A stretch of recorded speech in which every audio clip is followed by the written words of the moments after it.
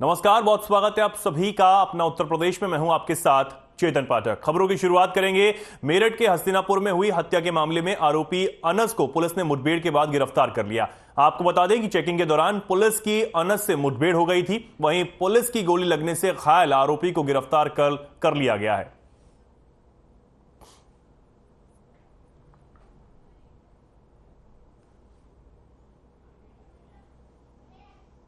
एक युवक की हत्या कुछ लोगों के द्वारा 9 तारीख की शाम को की गई थी और उसके बाद इस प्रकरण में एक मुकदमा धारा 302 के अंतर्गत पंजीकृत किया गया था, जिसमें कि कुछ लोग नामजद थे और कुछ अज्ञात थे। इसके बाद पुलिस के द्वारा इसमें छानबीन की गई। छानबीन के दौरान इसमें जो मुख्य नामजद अभियुक्त अनस है, उसका जो रोल है वो सामने आया और आज इसमें पुलिस के द्वारा अभियुक्त की धरपकड़ की जा रही थी और चेकिंग का अभियान चलाया जा रहा था, जिसमें कि जो अनस नाम का अभियुक्त है वो मोटरसाइकिल से आ रहा था और उसके द्वारा पुलिस पर जान से मारने की नीयत से फायर किया गया, जिसमें प्रत्युत्तर में पुलिस के द्वारा भी जवाबी फायरिंग की गई।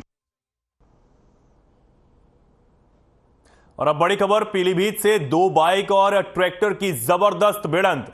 वाहनों की भिड़ंत में 7 लोग हुए बुरी तरह घायल। हादसे में 3 लोगों की हालत गंभीर। 7 लोग जिला अस्पताल में रेफर किया गया है। थाना बिलसंडा के बंजारा बाबा देवस्थान के पास की यह पूरी घटना है, जहां यह जोरदार भिड़ंत हुई है और 7 लोग घायल बताए जा रहे हैं। 2 बाइक और ट्रैक्टर में यह जोरदार भिड़ंत हुई है। हादसे में 3 लोगों की हालत बेहद गंभीर बनी हुई है। 7 लोगों को जिला अस्पताल रेफर कर दिया गया है। ये बड़ी खबर आपको बता रहे हैं पीलीभीत से, जहां 2 बाइक और ट्रैक्टर की जोरदार भिड़ंत हुई है। वाहनों की भिड़ंत में 7 लोग बुरी तरह घायल हुए हैं। हादसे में 3 लोगों की हालत बेहद गंभीर बनी हुई है। घायलों का इलाज अस्पताल में जारी है। पीलीभीत से खबर लगातार आपको बता रहे हैं। 2 बाइक और ट्रैक्टर में जोरदार भिड़ंत हुई है और भिड़ंत के बाद अब घायलों का इलाज अस्पताल में जारी है। ये जोरदार भिड़ंत पीलीभीत में हुई। वाहनों की भिड़ंत में 7 लोग बुरी तरह घायल हुए हैं।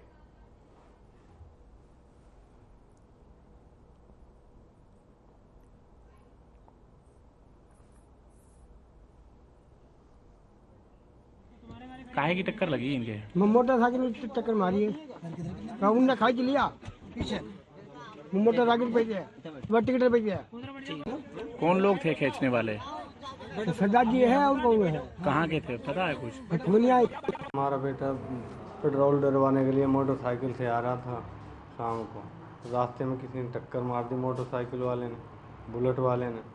चोट लग गई बहुत। अभी पुलिस के द्वारा यहाँ पर एसओ साहब भी थे, उसमें यहाँ पर रोड साइड एक्सीडेंट के 7 केस आए, तो उनको यहाँ पर प्राथमिक उपचार देकर जिला अस्पताल के लिए रेफर कर दिया गया।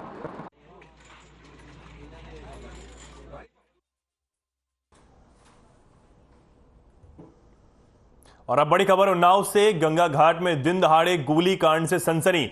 बदमाशों ने कार सवार वकीलों को मारी गोली। गोली लगने से वकील हुआ घायल। एडीजी ने घटनास्थल का निरीक्षण किया है। मामले की जांच में अब पुलिस जुट गई है। बदमाशों ने वकील को निशाना बनाया है। एडीजी ने घटनास्थल का निरीक्षण किया है और अब मामले की जांच में पुलिस जुट गई है। ये बड़ी खबर आपको बता रहे हैं उन्नाव से, जहां गंगा घाट में दिन दहाड़े गोलीकांड हुआ है। बदमाशों ने कार सवार वकील पर फायर किया, जिसमें जो वकील है वो घायल बताया जा रहा है। अब मामले की जांच में पुलिस जुट गई है। उन्नाव से खबर, दिन दहाड़े गोलीकांड से हड़कंप मच गया। बदमाशों ने कार सवार वकील पर हमला किया और इस गोलीकांड में वकील घायल बताया जा रहा है। उन्नाव की तस्वीरें आप देख सकते हैं। दिन दहाड़े बदमाशों ने एक वकील पर फायर किया।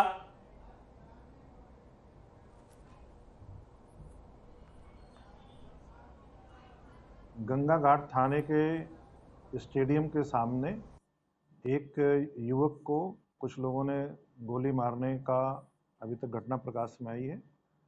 जिसको गोली लगी है वो व्यक्ति कानपुर के नॉर्थ स्टार हॉस्पिटल में होना बताया जा रहा है अभी उनसे मुलाकात नहीं हो पाई। पुलिस इसमें प्रारंभिक जांच कर रही है और जो भी तथ्य सामने आएंगे एफआईआर के आधार पर हम इसमें अग्रिम कार्रवाई करेंगे।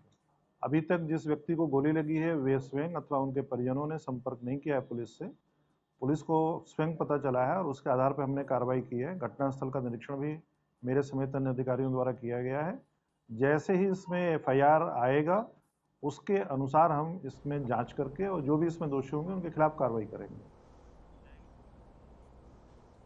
एसटीएफ डीआईजी अनंत देव ने असद के एनकाउंटर की जानकारी दी। डीआईजी अनंत देव ने कहा कि हम इनको लगातार ट्रैक कर रहे थे। सर्विलांस के जरिए और खबरिया के माध्यम से आज सुबह जानकारी मिली कि झांसी से होकर ये लोग निकलने वाले हैं, तो इनकी यूपी एसटीएफ और पुलिस ने घेराबंदी की। एसटीएफ और यूपी पुलिस की टीम ने जब घेराबंदी की तो असद और गुलाम की तरफ से फायरिंग की गई। जवाबी कार्रवाई में एसटीएफ ने अतीक अहमद के बेटे असद और गुलाम को मार गिराया। वहीं ब्रिटिश बुलडॉग रिवॉल्वर असद के पास थी।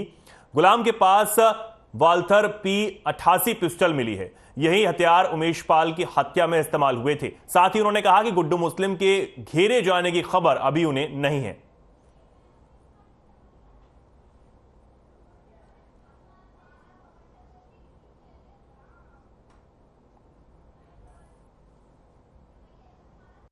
देखिए, वो तो हम कह रहे हैं ना कि मुख्यमंत्री जी के ऊपर और पुलिस विभाग के ऊपर हमको पहले से भरोसा था। अब वो भरोसा आज मुझको दिखाई दिया कि मेरे बेटे के 2 हत्यारे मारे गए। आगे आप क्या चाहती हैं, किसका एनकाउंटर देखना चाहती हैं? देखिए बेटा, यही है कि जो भी आज पुलिस प्रशासन ने किया है और ऊपर मुख्यमंत्री जी का आदेश था, बस इसी तरह मैं माननीय मुख्यमंत्री जी को धन्यवाद देती हूँ जो उन्होंने आज इतना बड़ा फैसला को अंजाम दिया। उन्होंने जो किया है बहुत अच्छा किया है। उन्होंने अपनी बेटी का सुहाग के कातिलों को सजा दिलाई। मैं उनका बार बार आभार व्यक्त करूंगी कि वो पिता समान सब है। उन्होंने जो किया बहुत अच्छा किया है। क्या लगता है इंसाफ हो रहा है अब? इंसाफ तो हुआ ही है। 24 फरवरी को एक बड़ी घटना प्रयागराज के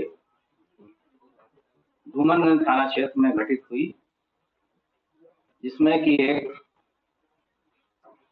महत्वपूर्ण गवाह उमेश पाल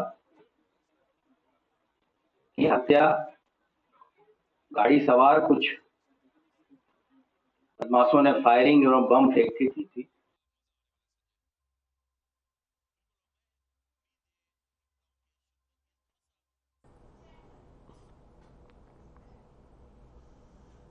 और अब बड़ी खबर प्रयागराज से। Prashant Kumar ADG law and order ने दिया बयान। सरकार जीरो टॉलरेंस की नीति पर कर रही काम। माफियाओं के खिलाफ चलाया जा रहा विशेष अभियान। उमेश पाल हत्याकांड में 2 पुलिस वाले हुए थे शहीद। हत्याकांड में अरमान असद गुड्डू शाबिर था शामिल। मुठभेड़ के दौरान मारा गया आरोपी अरमान असद पर था 5 लाख का इनाम। एसटीएफ और सिविल पुलिस टीम कर रही थी कार्रवाई। मुठभेड़ में शामिल सभी अधिकारियों को दिया धन्यवाद। ये बड़ी खबर आपको बता रहे हैं। आरोपी अरमान असद पर 5 लाख रुपए का इनाम था, जिसे मुठभेड़ में ढेर कर दिया गया। साथ ही ADG law and order Prashant Kumar ने यह बयान दिया है और पुलिस कर्मियों का धन्यवाद भी किया। अब खबर प्रयागराज से है, जहां माफिया अतीक अहमद से जुड़ा बड़ा खुलासा हुआ है। अतीक अहमद का पाकिस्तान कनेक्शन भी सामने आया है। अतीक अहमद पाकिस्तान से हथियार मंगाता था। पंजाब में पाकिस्तान बॉर्डर से ड्रोन के जरिए असलहे और कारतूस अतीक के पास भेजे जाते थे। इसके अलावा अतीक के पास असलों और बमों का जखीरा भी है। प्रयागराज, कौशांबी, फतेहपुर और उन्नाव में ये असले और बम छिपाकर रखे गए हैं। प्रयागराज पुलिस का दावा आज और कल जेल में दिए बयान में अतीक और अशरफ ने पाकिस्तान कनेक्शन और असलहों के जखीरों की बात कबूली भी है। पुलिस ने इन्हीं बातों का पता लगाने के लिए अतीक और अशरफ को 4 दिनों के लिए अपनी कस्टडी में ले लिया है। पुलिस कस्टडी रिमांड के आदेश में अतीक और अशरफ के ये बयान लिखे भी गए हैं। प्रयागराज, कौशांबी, फतेहपुर और उन्नाव में ये असले और बम छिपाकर रखे गए हैं।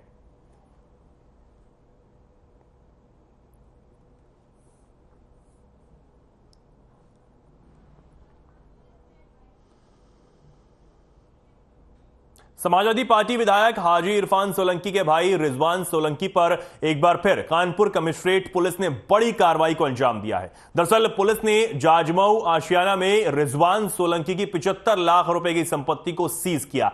पुलिस के मुताबिक इस संपत्ति में एक फ्लैट, 2 असलहे, कार और प्राइवेट बैंक के 2 खातों को भी सीज किया गया है। यह फ्लैट रिजवान सोलंकी की पत्नी साइना सोलंकी के नाम पर था। आपको बता दें कि आगजनी और प्लॉट पर कब्जा करने के आरोप में रिजवान सोलंकी अभी जेल में बंद है, जबकि रिजवान सोलंकी पहले से ही उन्नाव से भू माफिया घोषित है। पुलिस ने लगातार इरफान सोलंकी से जुड़े साथियों पर ताबड़तोड़ एक्शन लिया जा रहा है। अभी तक इस कार्रवाई के दौरान करोड़ों रुपए की संपत्ति को सीज किया गया है।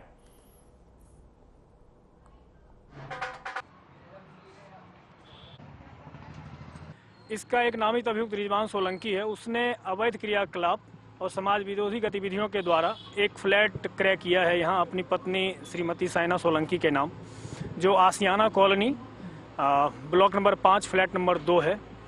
आज उसी को हम लोग धारा अंतर्गत 14(1) धारा उत्तर प्रदेश गैंगस्टर एक्ट आज राज्य सरकार के हित में पक्ष में हितबद्ध कर रहे हैं। सर, इसकी कितनी आकलन है? आज जो रिजवान सोलंकी की संपूर्ण संपत्ति जब्त की गई है उसका अनुमानित मूल्य लगभग 75 लाख है, जिसमें यह फ्लैट है, एक क्रेटा गाड़ी है उसकी।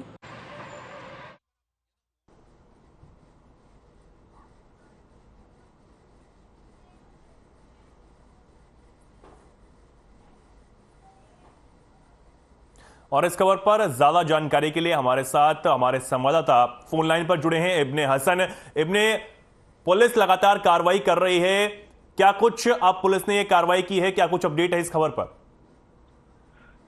जी चेतन, देखिए मैं आपको बताना चाहूंगा कि जिस तरीके से अगर हम सपा के विधायक इरफान सोलंकी की बात करते हैं तो उनकी मुश्किलें जो है लगातार बढ़ती जा रही है। उनकी मुश्किलें बिल्कुल भी कम होने का नाम नहीं ले रही हैं। अभी ताज़ा मामला जो है उन्हीं के भाई जो है रिजवान सोलंकी, तो उनकी जो है कानपुर में जाजमऊ स्थित फ्लैट और उन्नाव की जमीन वो सीज हुई है। हम आपको बता दें कि सपा विधायक इरफान सोलंकी और उनके भाई जो है रिजवान सोलंकी के साथ ही 5 लोगों पर गैंगस्टर के तहत कड़ी कार्रवाई की जा रही है। इसी क्रम में गैंगस्टर की जांच कर रही SIT टीम ने जो है आज जो है दिन में दोपहर में जो है इरफान के भाई रिजवान की पत्नी साइना सोलंकी के नाम जाजमऊ आशियाना कॉलोनी में जो उनका वहां पर फ्लैट था, उसको 2 फ्लैट थे, उसको सीज कर दिया और इसके साथ ही रिजवान सोलंकी की क्रेटा कार, रिवॉल्वर, राइफल समेत 75 लाख की संपत्ति जो है उन्हीं ने अब तक ये जब्त कर ली है। अगर नहीं हम बात करते हैं जेल में बंद कानपुर के सपा विधायक इरफान सोलंकी की, तो इस गैंगस्टर केस में जो है करीब आज जो संपत्ति जब्त की गई है वो 3 करोड़ 75 लाख की संपत्ति अब तक जब्त की गई है। अगर हम टोटल संपत्ति की बात करते हैं तो अब तक इस पूरे गैंग की 93 करोड़ की संपत्ति जो है वो जब्त की जा चुकी है। और वहीं इरफान के साथ गैंगस्टर एक्ट में शामिल सभी आरोपियों की संपत्ति जो है करीब 300 करोड़ की जो है पुलिस ने चिन्हित की है, जिसके लिए वो कार्रवाई करने के लिए और आगे कदम उठा रही है। जी चेतन, ठीक है, बहुत धन्यवाद इब्ने हमारे साथ जुड़ने के लिए और ये जानकारी हम तक पहुंचाने के लिए।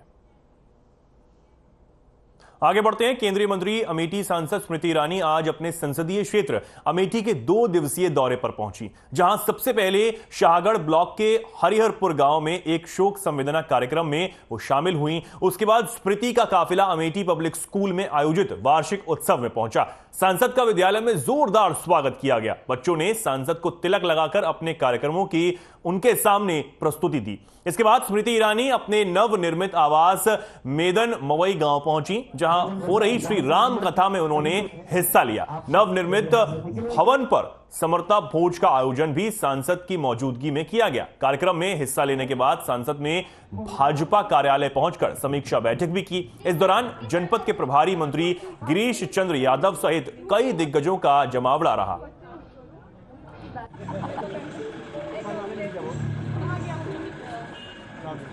रश्मि जब स्कूल की ओर देख रही थी तो हमने रश्मि से पूछा कि स्कूल के संदर्भ में रश्मि आपकी क्या अपेक्षा है, आपकी क्या अभिलाषा है, आपका क्या एम्बिशन है।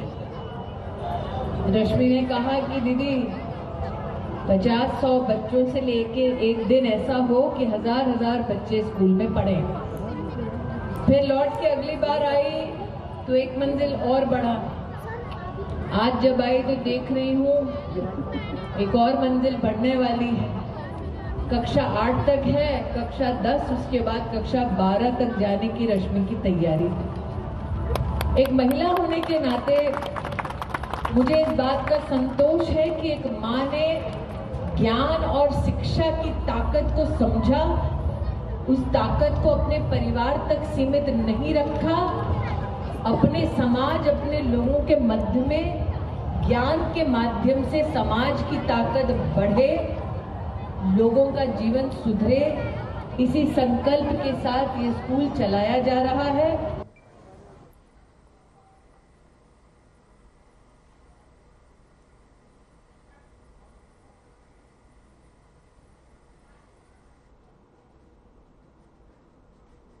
और इस खबर पर ज्यादा जानकारी के लिए हमारे साथ हमारे संवाददाता फोन लाइन पर आदित्य जुड़ गए हैं। आदित्य, क्या कुछ इस खबर पर अपडेट है?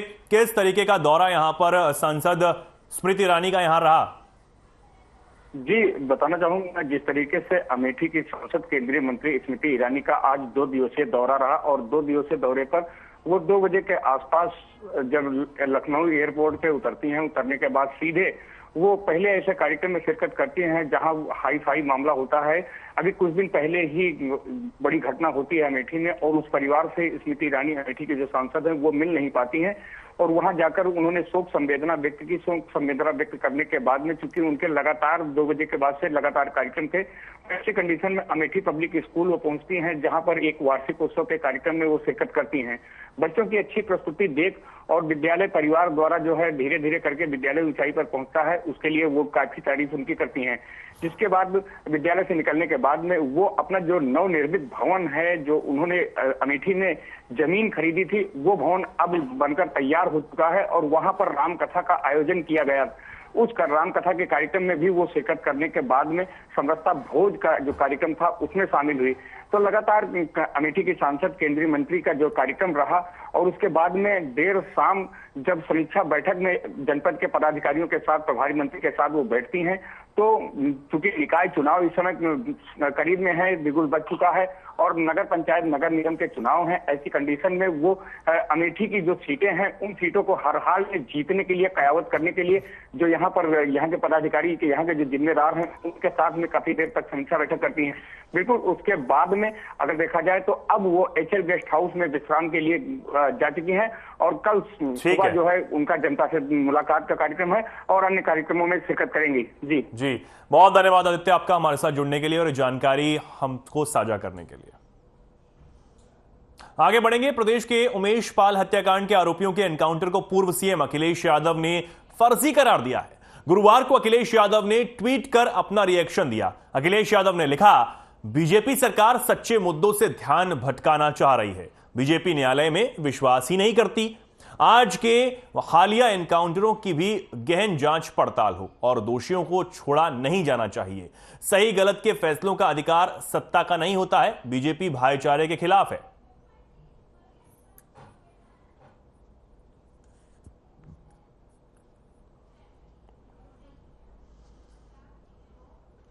बड़ी खबर लखनऊ से। मौलाना हजरत मौलाना राबे हसनी का निधन। All India Muslim personal law board के थे अध्यक्ष। आखिरी दीदार के लिए नदवा में लगी भारी भीड़। बड़ी खबर आपको बता रहे हैं। All India Muslim personal law board के अध्यक्ष का निधन हो गया और आखिरी दीदार के लिए भारी भीड़ अब उमड़ी है। मौलाना हजरत मौलाना राबे हसनी का निधन हुआ है। All India Muslim personal law board के वो अध्यक्ष थे और अब उनके आखिरी दर्शन के लिए भारी भीड़ जो है वो लगी है। लखनऊ से बड़ी खबर आपको बता रहे हैं। मौलाना हजरत मौलाना राबे हसनी का निधन हो गया। अब उनके आखिरी दीदार के लिए लोगों की भारी भीड़ जमा हुई।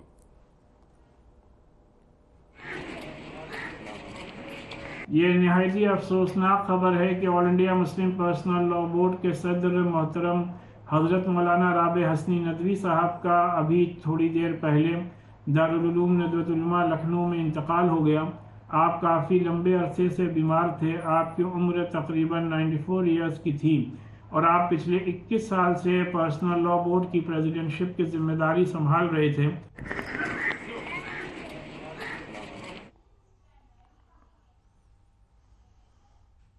शास्त्री नगर में सपा विधायक अतुल प्रधान ने बीजेपी पर हमला बोला। दरअसल सपा विधायक अतुल प्रधान की पत्नी सीमा प्रधान को समाजवादी पार्टी द्वारा चुनाव लड़ने की घोषणा के बाद सपा विधायक अतुल प्रधान मीडिया से रूबरू हुए और अतुल प्रधान ने इस दौरान बीजेपी के खिलाफ अपनी लड़ाई को मजबूती से लड़ने की बात कही और साथ ही उन्होंने कहा कि पार्टी ने विश्वास जताया है कि बीजेपी के खिलाफ अगर कोई लड़ाई लड़ सकता है तो वो अतुल प्रधान है। साथ ही उन्होंने भारतीय जनता पार्टी पर हमला बोलते हुए कहा कि बीजेपी जातिवाद और हिंदू मुस्लिम की राजनीति करने वाली पार्टी है, प्रशासन का इस्तेमाल कर समाज को तोड़ने का काम कर रही है। वहीं सपा विधायक अतुल प्रधान ने कहा कि समाजवादी पार्टी समाज को साथ लेकर चलने वाली पार्टी है।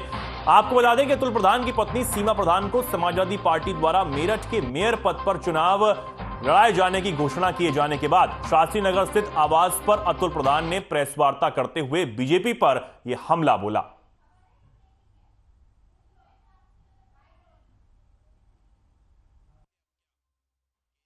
जो भी प्रत्याशी रहेंगे उन सब लोगों को बहुत बहुत बधाई आने वाले समय के लिए। और चूंकि प्रत्याशी तो दल पार्टी और कई बार निर्दलीय भी चुनाव लड़ते हैं, तो हमारा अपना काम करने का तरीका उसी तरीके पर, उस तर्ज पर हम लोग काम करेंगे। मैं अपना आपको बताऊं, जैसे आपने जिक्र किया भारतीय जनता पार्टी का, हम लोग वैचारिक रूप से भारतीय जनता पार्टी के खिलाफ के लोग हैं और उस विचार जो लोगों को बांटता हो, लोगों में नफरत फैलाता हो, लोगों में गुस्सा बढ़ने का काम करता हो और दीवारें खड़ा करने का काम करता हो, उस सियासत के हम लोग खिलाफ हैं। देखो, सबसे पहले तो मैं आपका धन्यवाद करती हूँ, फिर राष्ट्रीय अध्यक्ष जी का धन्यवाद करती हूँ जिन्होंने विश्वास जताकर हमें टिकट दिया। मैं बार बार धन्यवाद करती हूँ मेरठ की जनता का, और जनता को मैं विश्वास दिलाती हूँ जिन वादों पर हम उतरेंगे उन वादों को हम पूरा करेंगे। देखो, आप ये देखो, क्या यहाँ पर क्या चीज़ ऐसी है जो बीजेपी की सरकार बोलती थी कि हम स्मार्ट सिटी बनाएंगे, क्या बना? आप लोगों को भी पता है कि कैसा स्मार्ट सिटी है हमारा। स्मार्ट सिटी कहें क्या गंदा सिटी कहें, क्या बोलें।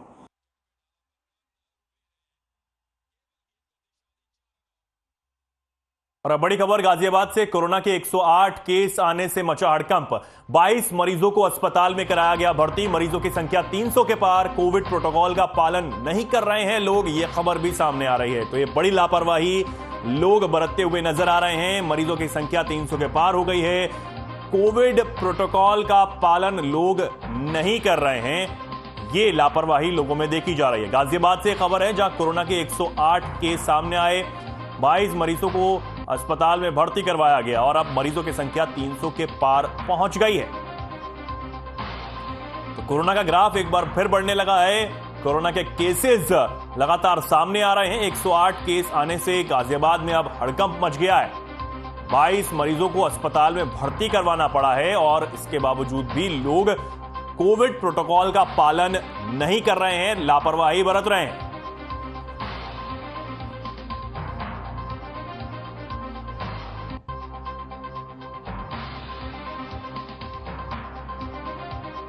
कोविड प्रोटोकॉल का लोग पालन नहीं कर रहे हैं और लगातार लापरवाही बरतते हुए लोग अभी भी नजर आ रहे हैं।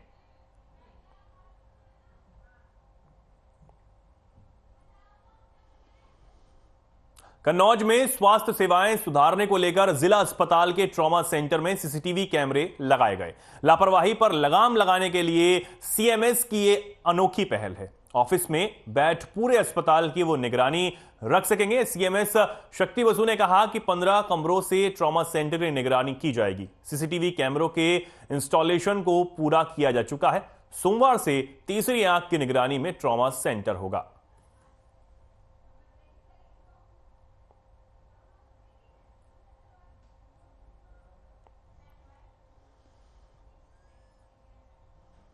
और अब बड़ी खबर कन्नौज से। पुलिस की परिभाषा को बिगाड़ने में लगी छिबरामऊ पुलिस। एसपी के सामने पीड़ित महिला ने बताई आप बीती। कोर्ट के आदेश पर भी कार्रवाई नहीं कर रहे पुलिस, ये गंभीर आरोप लगाए।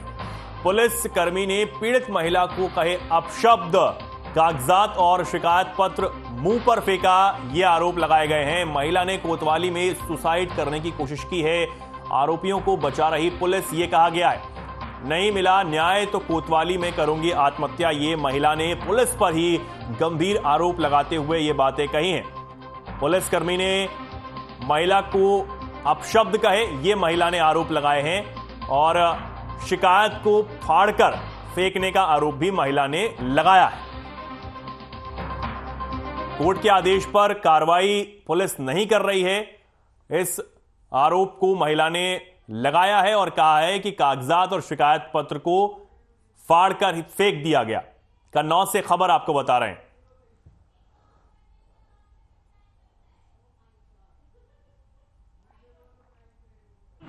जब कराइए इनके पिताजी। भैया मैटर ये है कि मेरा अपने हस्बैंड से विवाद चल रहा है, ठीक है। मेरा बच्चा कानपुर में पढ़ाई कर रहा है, जिससे कि मेरा 6,000 रुपये बांधा गया था हर महीने का देने के लिए, ठीक है।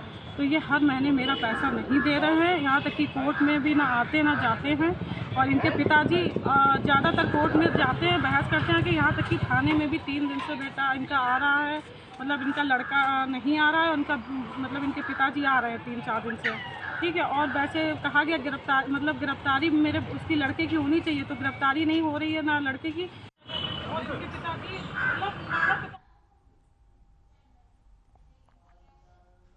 और अब बड़ी खबर कन्नौज से। पेड़ पर चढ़ा बच्चा बिजली लाइन से झुलसा, लाइन की चपेट में आकर नीचे गिरा बच्चा। परिजनों ने जिला अस्पताल में भर्ती करवाया है। पेड़ पर आराम करने के लिए चढ़ा था 10 वर्षीय राजकुमार। सदर कोतवाली क्षेत्र के अहमदपुर रौनी गांव का यह पूरा मामला है। पेड़ पर चढ़ा एक 10 वर्षीय बच्चा जो कि बुरी तरीके से बिजली लाइन से झुलसा है। कन्नौज से खबर आपको बता रहे हैं। लाइन की चपेट में आकर बच्चा है वो बुरी तरीके से झुलस गया, जिसे परिजनों ने अस्पताल में भर्ती करवाया है। पेड़ पर बच्चा चढ़ गया था और बिजली लाइन की चपेट में आ गया। बड़ी खबर कानपुर से। दिव्यांग को कॉलोनी के पैसा मांगना पड़ा भारी, घूस में दिए पैसे मांग रहा था वापस। दिव्यांग को सरेआम बुरी तरह पीटा, गांव की प्रधानी चला रहे दबंग ने पीटा है। पीटे जाने का वीडियो सोशल मीडिया पर जमकर वायरल हुआ है। पुलिस ने नहीं सुनी पीड़ित दिव्यांग की बात। चौबेपुर थाना क्षेत्र के रोतापुर गांव का यह पूरा मामला है। दिव्यांग को सरेआम बुरी तरीके से पीटने का यह पूरा मामला निकलकर सामने आया है।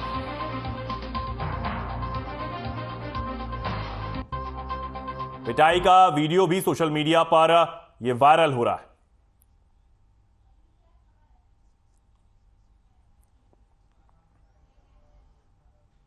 कानपुर के थाना बजरिया क्षेत्र में एक सफाई कर्मचारी ने संदिग्ध परिस्थितियों में फांसी लगा ली। मामले की जानकारी मिलते ही पुलिस मौके पर पहुंची और शव को पोस्टमार्टम के लिए जिला अस्पताल भेज दिया गया। परिजनों को मामले की जानकारी दी गई है। फिलहाल पुलिस टीम और फॉरेंसिक टीम जांच में जुटी हुई है। फांसी किस कारण लगाई गई इसका अभी पता नहीं लग पाया है। मामले पर आगे की जांच पोस्टमार्टम की रिपोर्ट के बाद ही की जाएगी।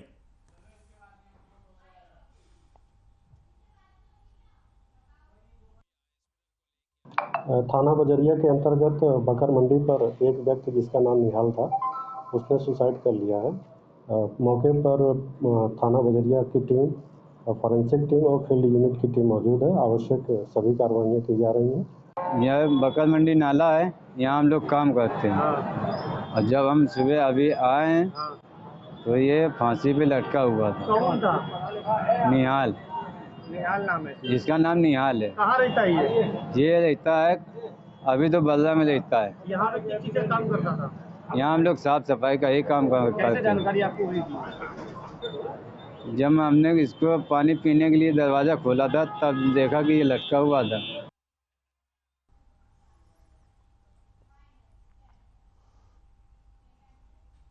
खबरों में फिलहाल के लिए इतना ही। नमस्कार।